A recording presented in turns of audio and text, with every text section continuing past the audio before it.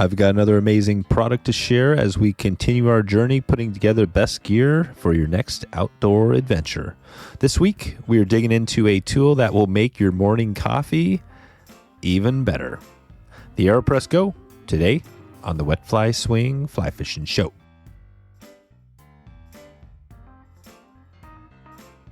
Hey, how's it going today? Thank you for stopping by the Fly Fishing Show. Alex Tennant is here to share the story behind a very unique product with a focus on coffee called the Aeropress Go. We find out how the Aeropress makes such a killer cup of coffee. It's kind of like a mix between an espresso and a drip coffee, but you can do it easily on the water, even if you're on your boat right now. You could bust something like this out and make a fresh cup of coffee. We also find out about the founder and the Aerobie Frisbee product that he created that's out there and has gone viral. Lots of good stuff today. Alex brings it and shares some good stories. So I'm excited to dig into this. I just wanted to give you a heads up. You may be listening here wanting a episode on fly fishing, and I just wanted to give you a heads up that we occasionally do veer off a little bit to dig down some of these paths that I enjoy, and the drift boats and the boating gear and all that stuff kind of is building up to that ultimate gear list. So I'm trying to slowly pick that away as we go. And these usually are always on Thursday. You can always count on a Tuesday massive fly fishing episode. That's always going to be Tuesday, and most Thursdays as well. We've been doubling up this year, so I kind of feel like I'm good to go as far as doing some of these random ones, because we're always still getting that one fly fishing episode at least every week.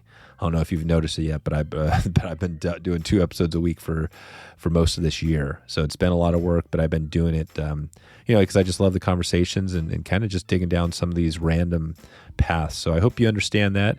And, you don't have to listen, obviously, if you're not interested, but I do feel like all these products I bring on are really solid.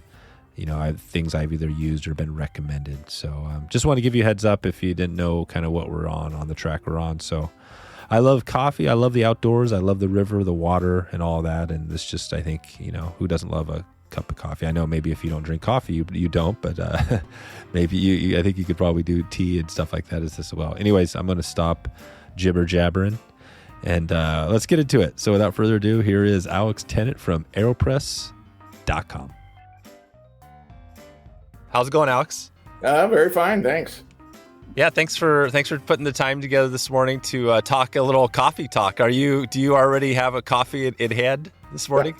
It's already 2/3 depleted, actually. There you go. And is it? I'm assuming you made it this morning with the Aeropress. Is that right? Of course, I do that. I admit about 4 times a day. Nice. No, this is going to be good. I'm always looking for good products, especially with the focus on the outdoors. We have a lot of fly fishermen and women and, hunters and campers and all that stuff. So I'm interested to hear of new products that make it easy, and Aeropress is one of those. Before we jump into that, can you talk about how you first came? I know you've been at Aeropress for like over 20 years. Can you talk about how you got into the coffee, business? Well, as a lot of people know, we used to be in the toy business. And it was in about 2004 that the owner of the company, Alan Adler, became fascinated by coffee and sort of frustrated that his home coffee maker couldn't make a good cup of coffee. And so he literally researched coffee and what makes it taste good, and spent over a year developing the Aeropress, and we introduced it in 2005. 2005. Okay. Yeah. And so you guys have been going strong for over 15 years. So, and I want to dig into Alan too, a little bit on his background. I'm sure you know the story there, but I'm just curious, just right away, with Aeropress, can you talk about, maybe just describe it, to somebody who hasn't heard of it before, and how maybe it's different than other types of ways to make coffee? That's a good question. It is sometimes described as a big syringe, but yeah. It basically is a press that allows you to press coffee relatively quickly, and it also enables you to use fine grind of coffee so you can have a very rapid extraction, giving you wonderful flavor.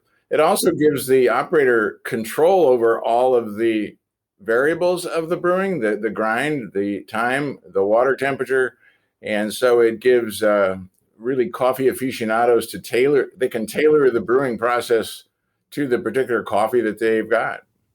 Gotcha. And that's what and I've been listening to some coffee talk podcasts getting ready for this. And it's been interesting. You hear these people that are super into coffee. I mean, they're talking about like exactly 170 some degrees and all this stuff. And I'm not at that level. I'm more, just give me a coffee and go. I do love good coffee and making it good. So that's why I'm trying to make sure, I've got the right tools. So yeah, basically you put the coffee in, you put a filter in, you squeeze it down, and is it kind of like making an espresso a little bit? Is that kind of on the same, I mean, not the same process, but similar of what you get? It's a little bit like making an espresso. The espresso machines obviously have power, and so they can put more pressure. So technically, I would say we don't make espresso, but we can make an espresso like coffee. You add the coffee, you add the hot water, you apply pressure. You can be done in about 30 seconds of pressure. And so it's about like the espresso process. Yeah, so that's it. So basically it's quick. You can, in 30 seconds, heat your water up. And as far as the heating of the water, like you said, you can adjust that a little bit. I mean, I know I saw something where you just, put your coffee in a microwave, heat it up to whatever, like a minute or so. I mean, how important is the temperature of the water? It's pretty important. I've developed a process where I simply put the amount of water that I'm going to use into a cup and put it in the microwave. And I've already measured that I know exactly how much time in the microwave, 1 minute and 23 seconds, gets me to the temperature I want. But there's a lot of kettles on the market where you can set the temperature. You can also use boiling water, but it won't taste quite as good as if you have it at a little bit lower temperature. Okay, perfect. And do you guys have? I know. I guess it's the Aeropress Go. I mean, do you have a few different models of the Aeropress? Just the two: the original Aeropress that came out in 2005, and the Aeropress Go that we introduced in December of 2019. Yeah, and that's the one. And what's the difference between the two? As far as the process of brewing, they're the same. The Aeropress Go is a little bit shorter, so it doesn't hold quite as much water. And it also comes with a mug that you can press into, drink out of, and then the mug acts as sort of the carrying case. All the parts go inside the mug, and there's a lid. So you can just carry the mug with you in your pack or in your car or in your RV or wherever. And it's just a very convenient way to have everything you need to make coffee. That's it. And that's why it's cool. Yeah, it comes in a nice little package. So if somebody's listening here, they're out on a boat or, out fishing or something, they could literally pop that thing out. I mean, if they had hot water in a thermos, you could almost do that, but you could pop out your little backpacking stove, heat up some water and, have some coffee on the boat in a matter of minutes, right? That's right. And It's also interesting. A lot of people are now into what's called cold brew. Oh, yeah. You don't use hot water, you use just room temperature water. And if you're happy with making cold brew, which is delicious, you don't even need the hot water. Wow. Oh, so and cold brew basically uses the process, the Aeropress, like the pressure, right? It's the same. It all comes back to the pressure. There's a little bit change in the time. You have to let it brew longer, but it's still done in about 2-3 minutes. So there you go. So now literally we've taken out the stove and now we could just make coffee without anything. I mean, just coffee and water and we're good to go. Gotta have water. Yeah. Yeah, this is awesome. I mean, this is actually, a little bit easier than I was thinking as far as the process. I mean, again, people are probably listening to this thinking like, well, how is this thing, there's tons of coffee. I mean, coffee, I think, is one of the biggest industries in the world. And there must be thousands or hundreds of different products similar to this. I mean, how did this, maybe talk a little about Alan. I mean, how does this idea come to be and how is it that different than anything else out there? Well, the way it came to be was Alan literally, he, along with everybody else, had a drip coffee maker at home that made a pot of coffee. And there was just no good way to make a good quality 1 cup of coffee with that device or with other devices that he researched. And so he's a tinkerer and inventor, and he just went into his garage where he has his shop and and worked and worked and worked. He went through well over 35 different prototypes of devices. One used a bicycle pump, lots of different ways. And he just wanted to make a device that would make a really top quality cup of coffee. He did a lot of research also on what are the variables in the brewing process and what set of variables gives you the best taste. Temperature, time, pressure, grind, and so on. That's right. And what is there a grind that you, what do you use for your grind? How do you know how small to get it? I use what I would call sort of a fine drip. It's sort of between drip and espresso. It's pretty fine, and it really does make a big difference. If you have it too coarse, it's more difficult to make a stronger brew. Can you make it too strong? I mean, is it just you make it strong? I guess the taste and the cat is it? I mean, what do you get if it's too strong? What's the taste? Is just too? Yeah, it can get too strong. And that's one of the beauties of the Aeropress is that the operator can change the ratio of the water to the coffee. Right. It can change all the variables. So if it's too strong, just use more water. Put more water, or can you just make your little like almost your little cup? And then just add more hot water into the cup. Is that okay to do? That's actually a very good way to do it. You can make a strong espresso style coffee and then add water after the effect. Add hot water if you're making hot coffee. Add cold water if you're making cold coffee. And that's actually the way, if you go to a coffee shop and order an Americano, that's what they do. That's exactly what they do, which I don't tend to like as much. I tend to like the pour over versus the Americano style for some reason. I don't know. Well, you can think of the Aeropress as a pour over with pressure. Yeah, that's why I love it. That's why I think it's great, because I similar to Alan and probably like a lot of other people, the drip coffee thing. I did that for years, and gosh, eventually there's a number of reasons, but man, that thing just doesn't. It's not as good as the pour over. And now you're talking about basically the pour over. I mean, what's better than the pour over? I mean, essentially that. Why is the pour over so good? Because there's no pressure on the pour over.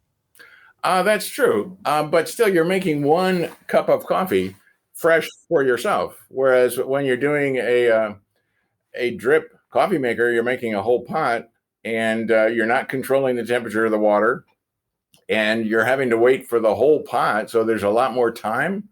So there's more over extraction than when you make one cup at a time. And the over extraction yields a more bitter taste.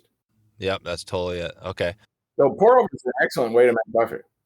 Yeah, pour over is. Yeah, definitely. I think pour over, and it's just not as convenient. Again, going back to the boat, I'm not going to set up my pour over and the boat shaking and doing all that. I mean, this Aeropress is totally compact, and you can it's all in one little package, which is cool. Who's your, when you think about, your customers, it seems like you guys, I was looking at your feed a little bit. You got a diverse group of people out there. And do you have somebody you think of as like your target customer when you're talking to people? That's a good question. We've done some surveys, and approximately 70% of our customers are male. Mm-hmm. I don't know why, but for some reason, the Aeropress appeals to people who not only really like good coffee, but also sort of like a little involvement in the process. Mm. They're not the go push your button and your coffee's ready in 20 minutes kind of people. They really want to get involved and understand the coffee making process and participate in it and improve it. And men are a little bit more tinkerers. Yeah, that's right. That's right. Do you find that, it seems like you guys have a pretty active, like outdoor type community. Do you find this is also used by other people, in their home, or where are people using this mostly? Well, we originally introduced the regular Aeropress, and then we got a lot of word that people were using them on the go, Gotcha. Traveling, camping, boating, whatever. And so we introduced a tote bag with the Aeropress, so you could buy it with or without the tote bag. And we continue to hear about its appeal in all sorts of different outdoor settings, and that's what led us to the Aeropress Go introduction. Yeah, that's right. And like you said, about 2 years ago you launched it out. And how has that been going? Have you been finding people have been loving it? They've been loving it. Yeah, it's really got us into a lot of new retail space that caters to the outdoor people. It also is in travel retail stores. Mm-hmm. It's been a real success, and it's been very gratifying. I Yeah. personally am a big outdoor fan. I'm not so much a fly fisherman. I'm more of a backpacker, Oh, great. and like I've hiked a good part of the Pacific Crest Trail and so on. So I've always been very much tuned into what would be appealing to outdoor market. That's perfect. That's perfect. Yeah, and I'm a huge backpacker too. I think that's a great thing about fly fishing. It's, we've got a small niche I always think about, but I mean, fly fishing, hunting, camping. I mean, it's all pretty much in the same group. Even trail running, right? You even throw that stuff because we're, you know what I mean? Like we all do a little bit of overlap. So that's pretty cool. Now on the Pacific Crest Trail, so you're in Southern California, right? Northern California. Oh, you're in Northern. Okay, where are you at? Palo Alto? Oh, Palo Alto, right. Now, that's not, what's who's the other big company? Yeah, there's a few big companies there, right? It's not Apple, is it? Well, Palo Alto, let me see. About 100 yards from our building is Google. It's Google. There you go. And about a mile away is Facebook. It's Facebook. Yeah, that's what it is, right? Yeah, you're in the two of maybe the biggest. I don't know. So that's pretty cool. Well, that's interesting. You mentioned Facebook and Google because they're these massive companies. You guys, I think, you're pretty relative, like 10 people in your office there?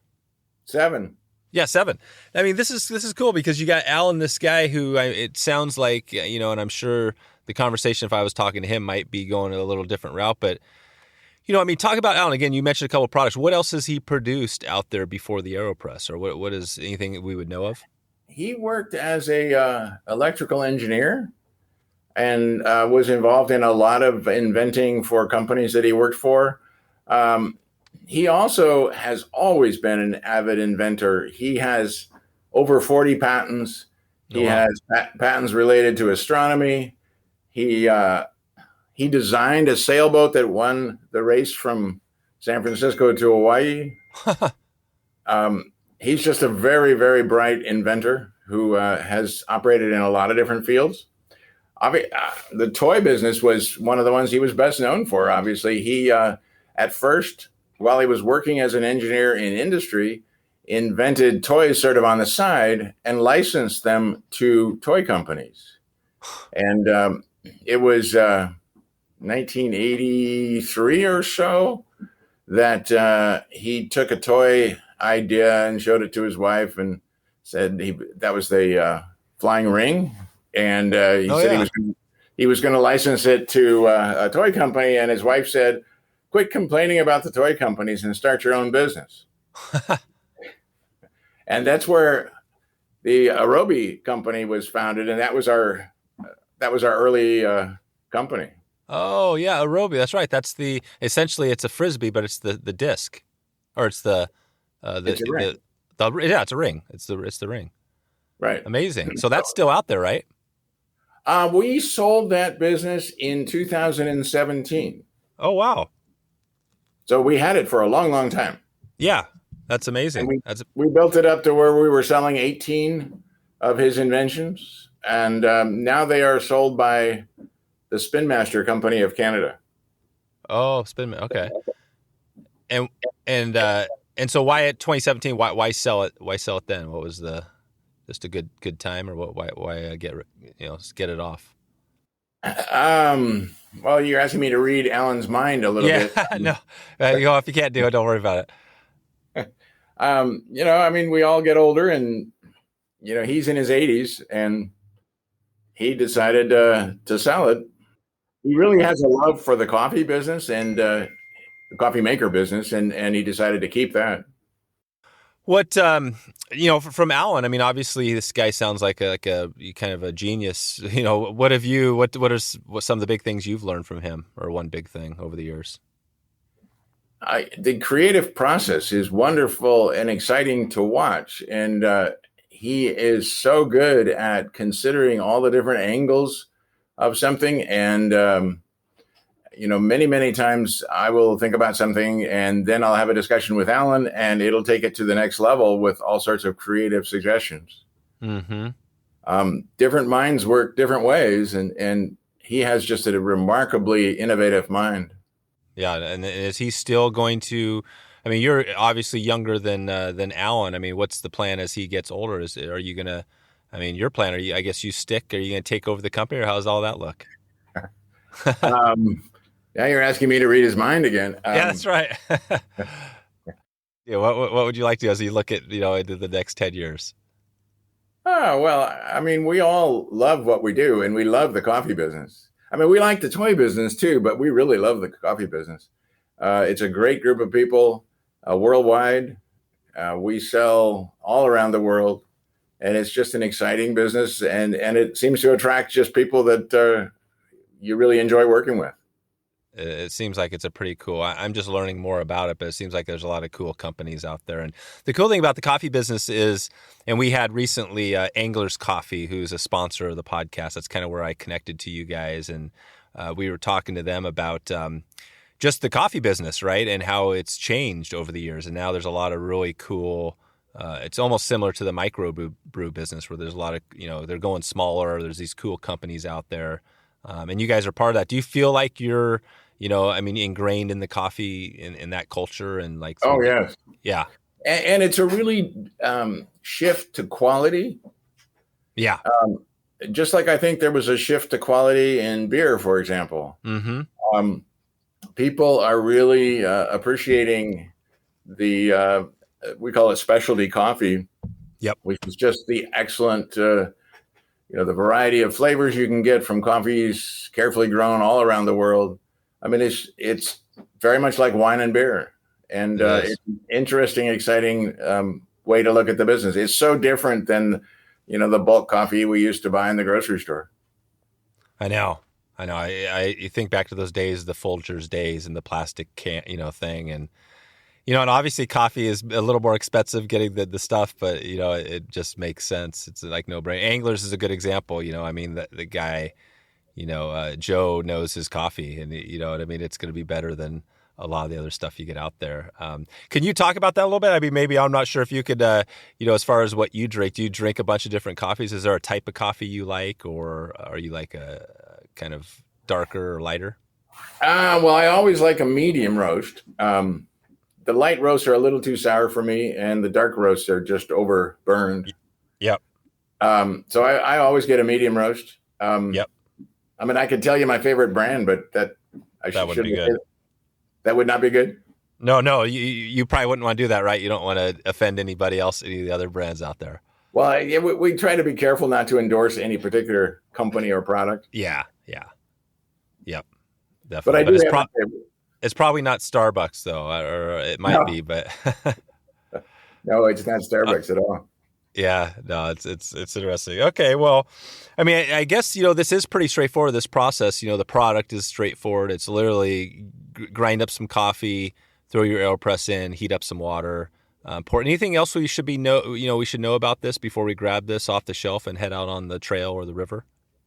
One thing I would advise is that if you buy it and you take it out and you start using it, a couple of things. One is be sure and give it 2 or 3 tries before you judge it, because at first you're going to feel like a fish out of water. I mean, you're not going to feel like you're doing it right. And it is so simple that after you've done it 3 times, you're going to say, well, there's nothing to it. But initially, some people use it and say, oh, it's too complicated for me, and they call us and complain. So give it a few times before you judge it. And I guess the other thing is that try it with a variety. Well, follow our instructions initially, but then do some experimentation. But try it the way the instructions say to do it. And you may be happy with just doing it that way.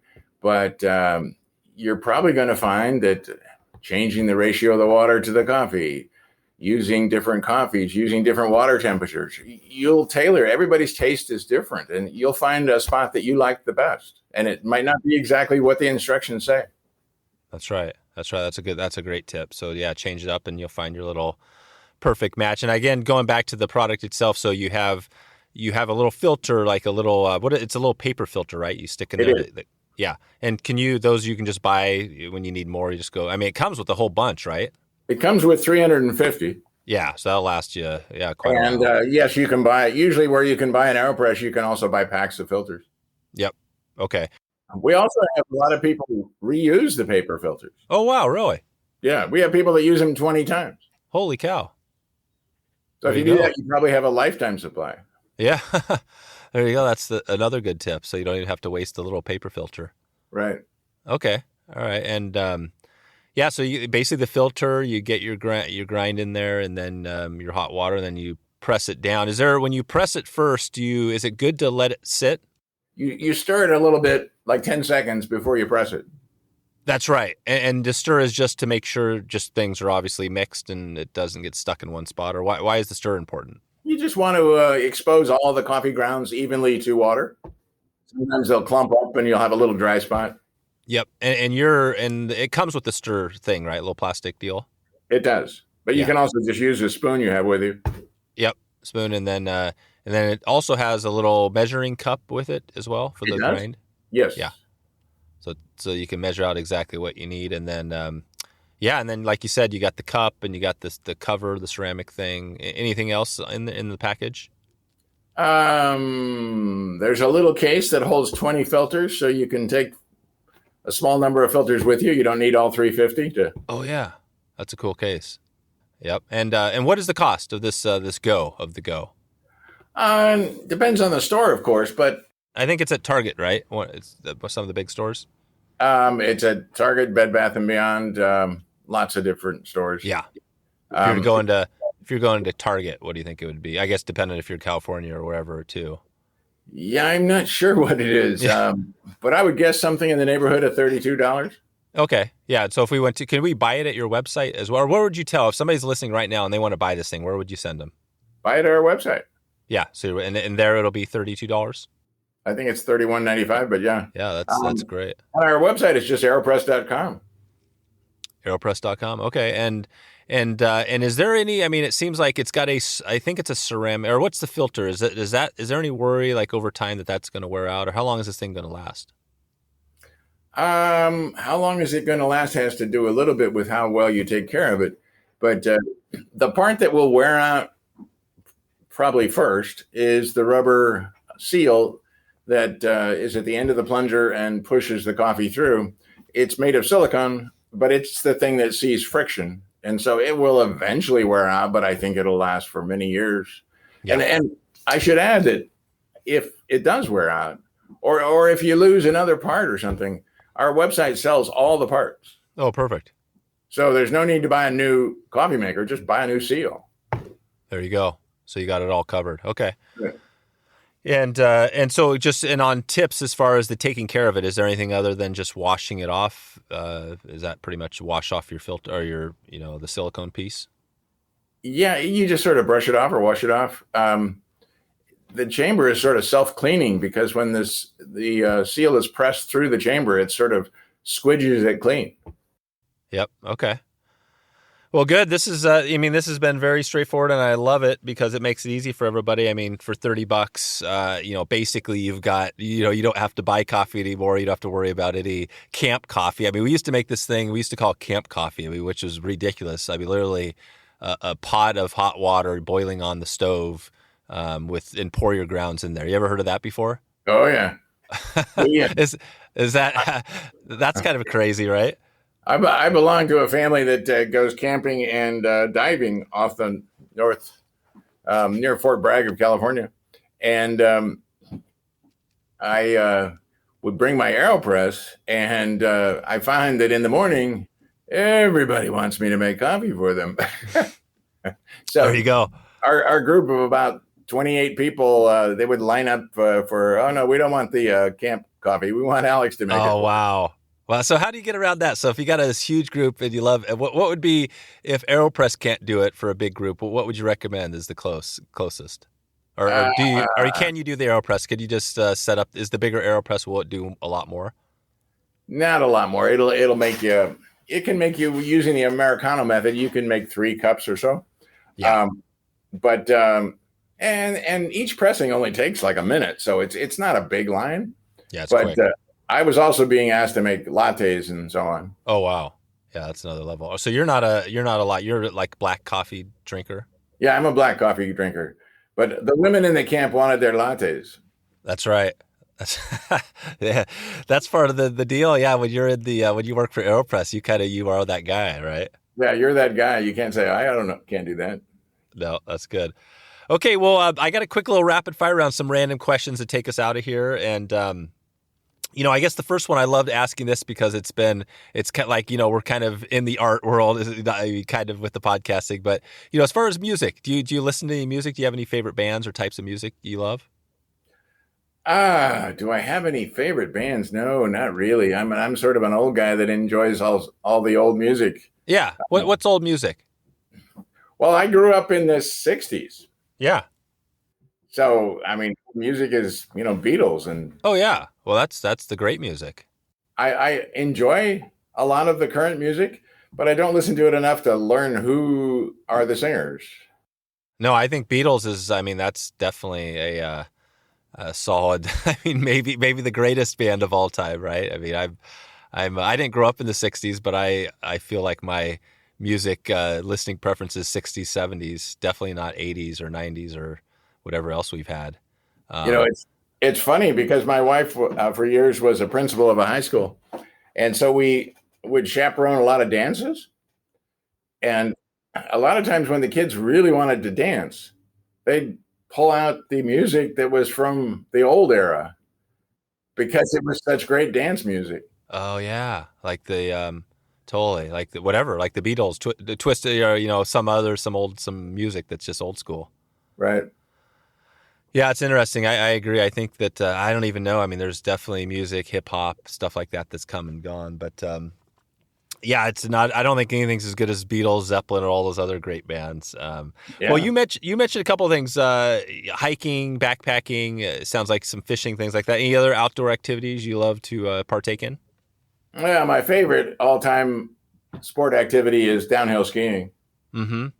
I mean, I've skied since I was 10 years old, and it's just a beautiful sport. Yeah, it's not easy, right? I mean, is that something you can continue do? I guess you can do it your whole life, right? Is that pretty easy to keep? I guess at different levels. Yeah, I mean, I don't go off jumps anymore, but Yep. That's right. but it's something you can, depending on what hill you go onto, you can adjust the level. Yeah. But my whole family's pretty avid skiers. In fact, my son was a ski instructor. Oh wow. So is now I'm not Palo Alto. I don't know that area. Can you talk about? I mean, what's the closest skiing to you guys? Well, the Sierra Nevada mountains go up and down the east border of Yeah. California, and there's lots and lots of ski areas. My son was a ski instructor at Squaw Valley, but I could list off, Heavenly Valley, Alpine Meadows, Tons. North Star. Yeah. There's lots and lots It's of ski huge. areas in the Sierras. It's huge. That's why. I mean, is that the number one? I mean, why do people? Obviously it's California, but why is Palo Alto? Is that a big reason? The mountains that it's such a popular place. Well, I would say California has wonderful weather, and it has access to the ocean and the mountains and so on. Um, but probably a big draw for this area is the tech community. Um, there's no question that people really thrive on the innovation of this area. Yeah. Yeah. Totally. Yeah. You've got people like Google and Facebook around there. It's hard not to rub off on you, right? Right. Well, and also if you're a tech person, there's just phenomenal opportunity close by.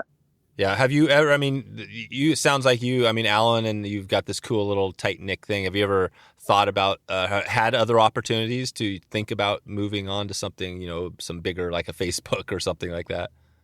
I've always enjoyed the small company myself.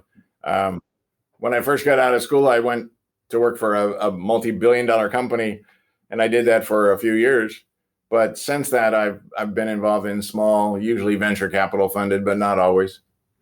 Well, and one more kind of final one. This is more on the business side. I'm just curious, for you as a company, it sounds like you got a great product. We have a lot of businesses that are listening to this right now, more in the outdoor space. But I'm always curious on like growth. Has there been, a kind of a struggle for you, kind of, growing it more than you want to grow it, or anything that comes to mind on that end? Well, the pandemic has presented a whole bunch of challenges, Mm-hmm. both in terms of keeping the factories running, and also the logistics of shipping things has been really challenging. So it's been a difficult year and a half. Yeah, that's right. You guys probably, is this coming overseas, most of this stuff? We make it all in the U.S., Oh, wow.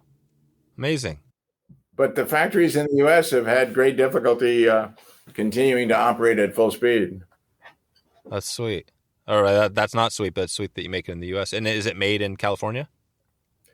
We use a factory in California and one in Illinois and one in upstate New York. Yeah, that's great. That seems like it seems like an awesome. People are going to love to hear that. With all the outsourcing out of the country and stuff, is there, why have you guys kept it in the U.S.? Is just for you as a business? It's just a personal preference that we have. I think a lot of times people go overseas with manufacturing because it's sort of the easy way. It's a little easier. The Chinese are very, very good at providing service and product and innovation and quickly. They're just right there wanting to serve you. Whereas if you want to make it in the U.S., you got to dig a little bit more. Yeah. Yep. You got to dig a little more and probably pay a little bit more. Yeah, probably a little bit more, but there's other trade-offs too. Yeah. Yeah, that's awesome. It's really nice having your local source so that if you need more, you make more, and you don't have this how long does it take it to get them here from China and so on. Right, right. It helps our service, but we probably pay a little bit more, yeah. Yeah, that's right. Oh, that's awesome to hear. Okay, yeah, I think Alex, I think we're about there as far as anything new. You got the Go that's you're really it's out there. Anything in the next year? Anything coming up new for you guys? You want to give a heads up on? We get with Alan, you never know, right? You might pop out with something brand new. Well, that's the one topic sort of where you can't disclose things. Yeah, right. Because what your plans are, you don't want to give them away to your competitors and so on. Yeah. We get asked all the time. Yeah. How about you? Anything personally as far as outdoor? You got some good trips or anything coming up? Have you been able with the COVID to get out? Well, we do a lot of day hiking. Have not done anything overnight. San Francisco area has a tremendous number of really great day hikes. And I have some grandkids that we take with us. But we had some plans that were all canceled. Yep, I know. We're still there. We're sort of gingerly trying to figure out what we can plan and how soon we can plan it. I hear you. I know everybody's chomping at the bit. It seems like once we all get vaccinated, well, at least in this country, because we're ahead of the world, obviously, with the vaccinations. Because a lot of there's still plenty of countries that are still fully shut down, right? And I'm not sure that might not change this year. Right? Who knows, right? Oh, there's some countries that are really suffering. Yeah.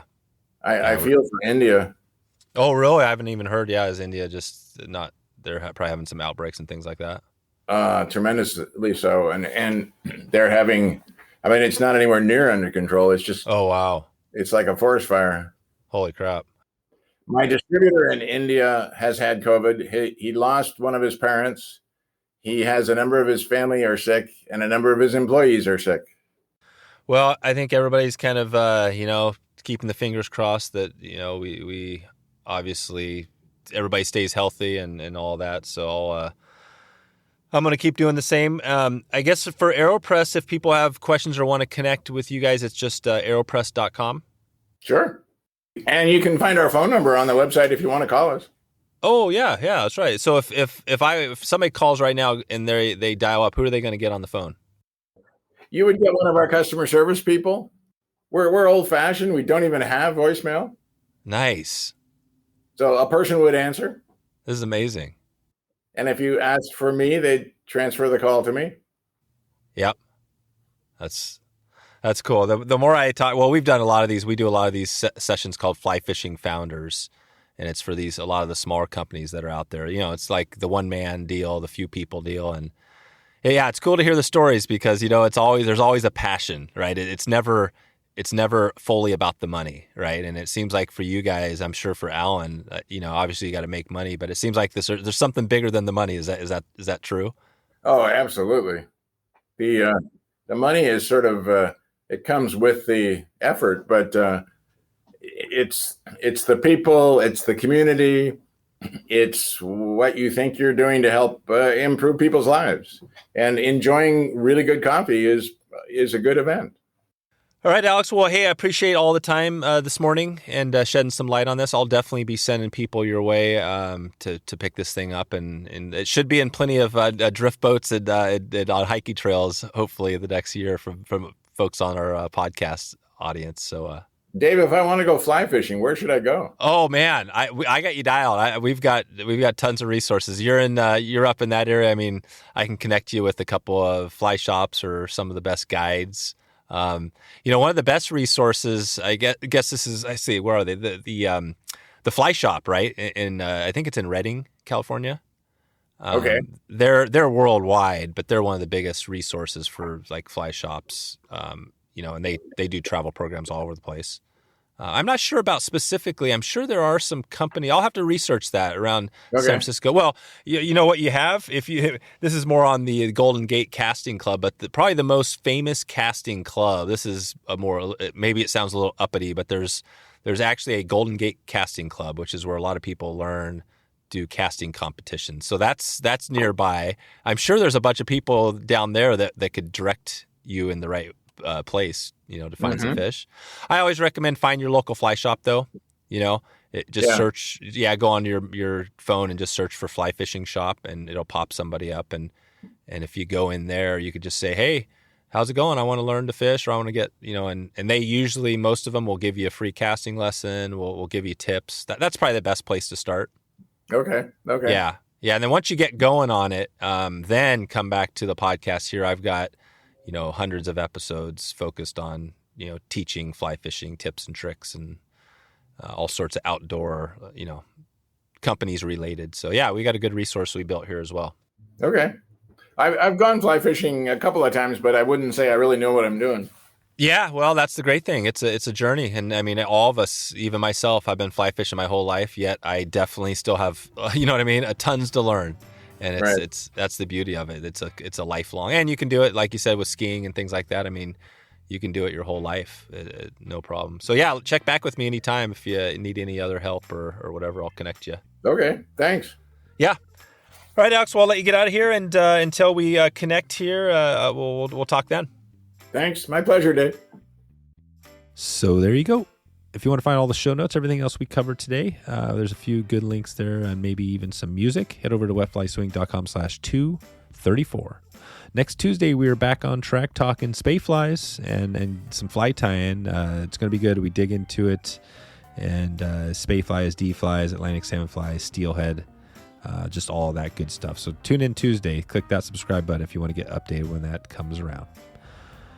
So just want to thank you. That's pretty much a wrap here for stopping in today. I appreciate your support, your listens. And if you haven't checked us out on Instagram, just was talking to somebody recently. They didn't realize we were on Instagram. So check us out, Wet Fly Swing on Instagram. Go over there and click that subscribe button and follow us along. We're sharing what's going on and trying to keep in touch.